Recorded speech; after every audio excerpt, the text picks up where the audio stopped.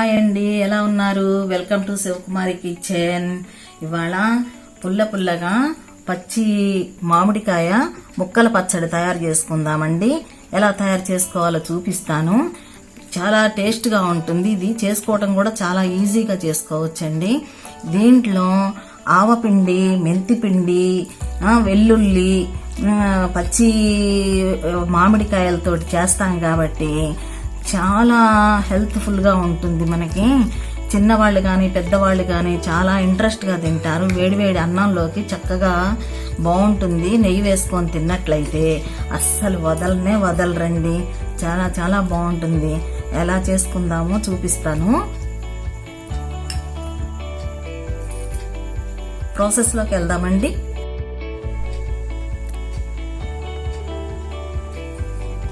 చూడండి, మామిడికాయ ముక్కల పచ్చడి తయారు చేసుకుందాము. చూపిస్తాను ఇప్పుడు.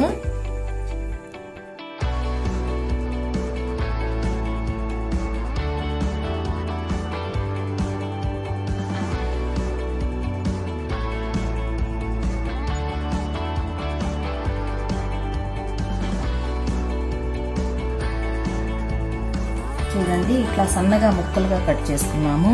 ఇలా పొట్టుతోటే కట్ చేసుకోవాలండి. చూడండి, ఇట్లా సన్నగా ముక్కలు కట్ చేసుకొని ఇప్పుడు ఉప్పు, కారము అన్నీ కలుపుకుందాము. చూడండి, ఇప్పుడు కలుపుకునే విధానం చూపిస్తున్నాను. ఇప్పుడు శనగ నూనె 2 చెంచాలు వేసుకుందాము.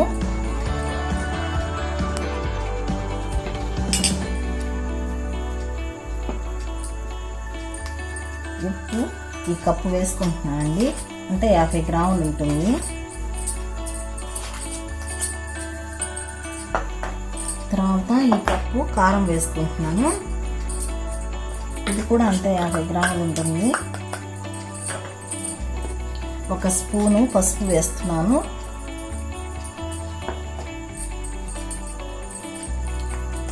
చూడండి, 1 స్పూను దంచి పెట్టుకున్న వెల్లుల్లి వేసుకుంటున్నాను.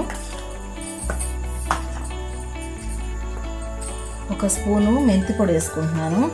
మెంతులు వేయించి పొడి కొట్టుకున్నామండి.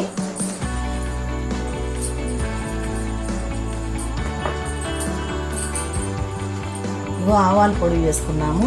ఆవాల పొడి వేసుకుంటున్నాము. 2 స్పూన్లు వేసుకుంటున్నాము ఆవాల పొడి. ఇప్పుడు వీటన్నిటిని కలిసేలాగా కలుపుకుందామండి. ఇలాగా ఇగో ఈ కప్పు ఆయిల్ వేసుకుంటున్నాము. ఈ కప్పు ఆయిల్ వేసుకుని చక్కగా అంతా కలిసేలాగా కలుపుకుందాము.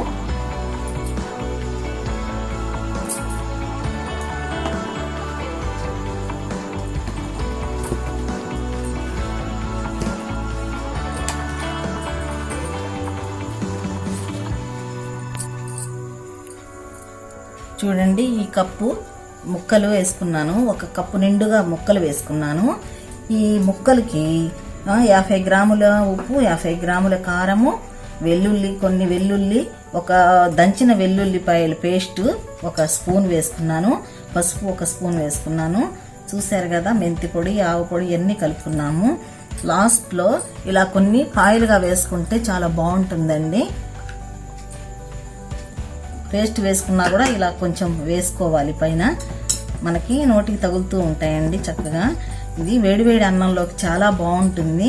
చక్కగా నెయ్యి వేసుకొని తిన్నామంటే అసలు ఎవ్వరు వదలరండి. పిల్లలు కానీ పెద్దలు కానీ ఎవ్వరు వదలరు. అసలు చక్కగా చాలా చాలా టేస్టీగా ఉంటుంది. చూడండి, పుల్ల మామిడికాయతోటి ముక్కల పచ్చడి తయారైందండి. చూడండి ఎంత బాగుంటుందో చూడండి. మీరు కూడా తయారు చేసుకొని రుచి చూడండి. మాకు లైక్ చేయండి, షేర్ చేయండి, సబ్స్క్రైబ్ చేయండి. మంచి రెసిపీతో మళ్ళీ కలుద్దామండి. Thank you.